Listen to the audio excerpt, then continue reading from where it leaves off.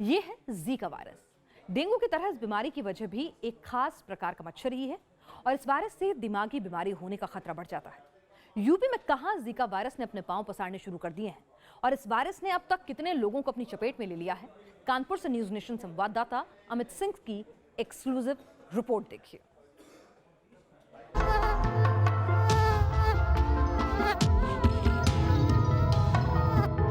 Aedes aegypti, यही होता है उस मच्छर का नाम जिसने अगर आपको काट लिया तो समझ लीजिए कि आप जीका वायरस की चपेट में आ गए। 1947 में पहली बार युगांडा में पाया गया जीका वायरस 2021 में भारत के लिए मुसीबत बन सकता है। इस आशंका की वजह है यूपी का कानपुर, जहां तेजी से जीका वायरस के मामले बढ़ते जा रहे हैं। कानपुर में अब तक जीका वायरस के 10 मरीज मिल चुके हैं। 24 अक्टूबर को कानपुर में जीका वायरस के पहले मरीज की पुष्टि हुई थी और 8 दिनों के अंदर ये आंकड़ा 10 पहुंच चुका है। एक ही शहर में जीका वायरस के मरीज मिलना और उनकी तादाद लगातार बढ़ने का एक ही मतलब है कि कानपुर के मच्छरों में जीका वायरस फैलाने की प्रवृत्ति बढ़ती जा रही है।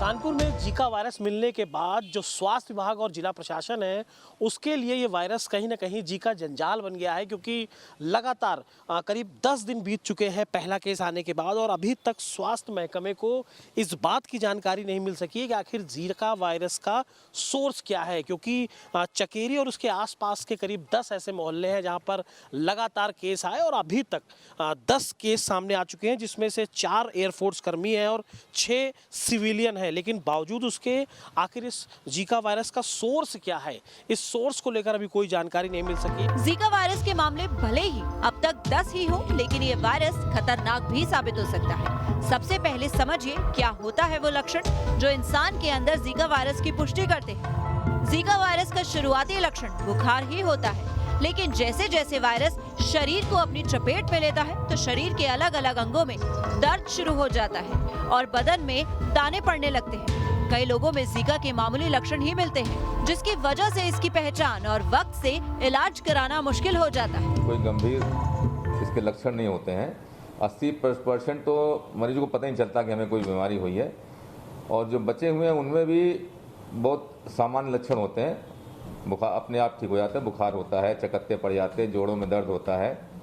ये सामान्य वायरल बीमारी में होता है। नहीं, हमारे देश में तो इसने अभी तक कोई इसकी गंभीर प्रभाव नहीं है।